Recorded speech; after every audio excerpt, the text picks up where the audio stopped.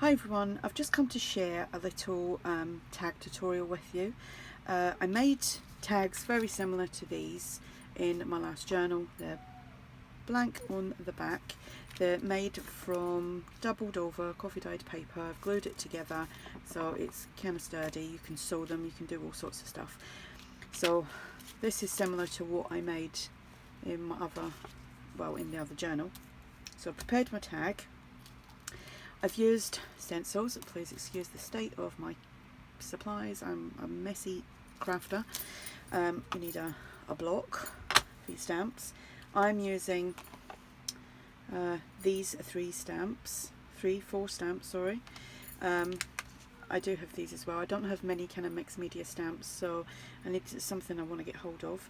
So I'm not using that, so I can put it away. So I'm using them and that. I'm using these 3 ink pads, and I think that's about it. So I'm going to set these to the side and I'm going to show you how I've done it. Set them to one side. So I started off with this. I've had this for years and it was just bought singular on its own, I think. That's not even on straight. Make sure I'm in frame.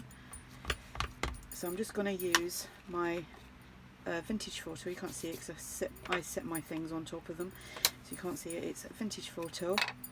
You can use whatever colour you like. I'm kind of going for a grungy look, so I in frame, and then I'll just do another one because I kind of want it faded. I don't want it too bright. You can use darker inks if you wish. So that's that. So we can set that to one side. Then what did I do? Then I got my stencils. I'm going to use the honeycomb one, and I need my dauber. And I'm just going to roughly do that. You can do it however you like. Then I'm going to go over the top of that, but I want a lot of ink on it now, and I'm going to press down a little bit harder to get a darker impression. Probably come out too dark now. So I just want the top corner and the bottom corner done. So that's me done with that. This is so quick and easy. I'm just going to set that there. Then I'm going to use this, just like little circles, and I'm going to need this again, so I don't know why I put the lid on. And I'm just going to randomly, you can use darker, like I've got walnut stain actually, I should have used that. It's for a different look. A little bit here. Then I'm going to use the crisscrossy type one. You'll see it better when it's on here, I think. I think these were Bull Bunny. I don't have the original packaging anymore because it fell to bits. And actually, I don't want to use that. Now I want to use the Espresso Truffle Memento ink, so I didn't really want to do that. And I just want to lightly on there.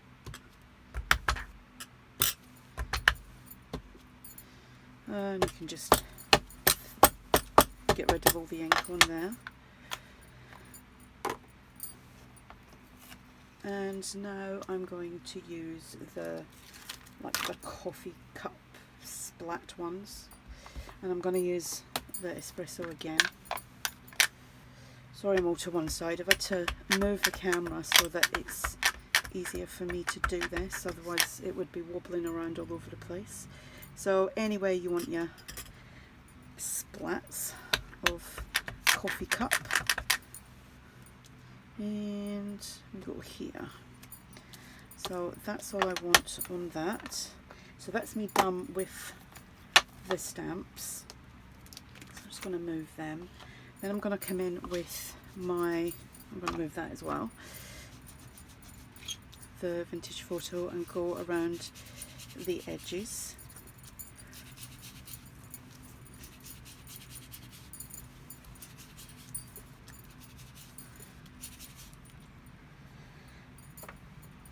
then I'm going to use some spiced marmalade. Now I've re-inked my vintage photo and I put a little bit too much on it and it's kind of stuck to the lid. So it's going to go in with a spiced marmalade and just kind of give it some tone here, or depth, just to give it a little warmth, that's the word. And then I'm going to come in with the Victorian velvet. I need to change my spongy thing because I've only got 2 of these. I've got loads of the round ones and I haven't been able to get the round sponges for them, so I'm just going to come in with that around the edges. Now it's kind of, you don't really see the red that much, but it kind of warms up the vintage photo a little bit. So then I'm going to come back in with this stamp and just use it on my hand for some random dotting around.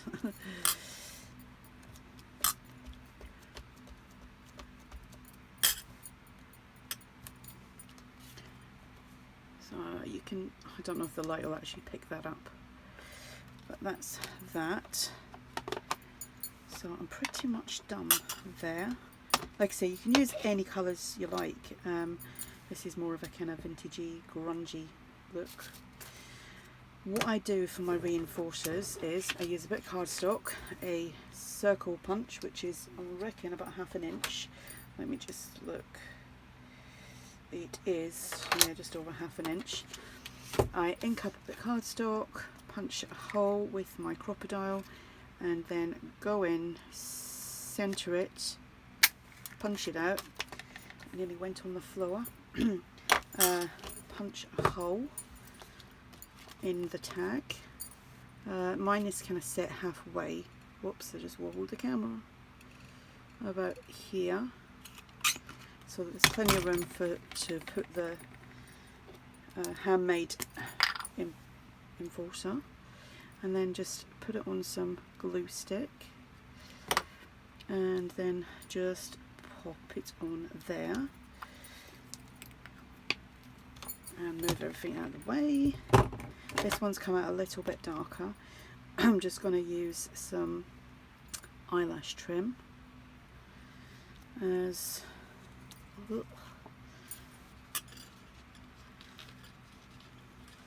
I need a different setup for doing tutorials. It's okay for doing of it, you know, showing a journal, but when you've got to move your arms around constantly. So as you can see, that one came out a little bit darker. You're not going to get two the same. I actually prefer that one, so I might actually go around them again with some vintage photo and then some Victorian velvet. So yeah, I just wanted to show you that.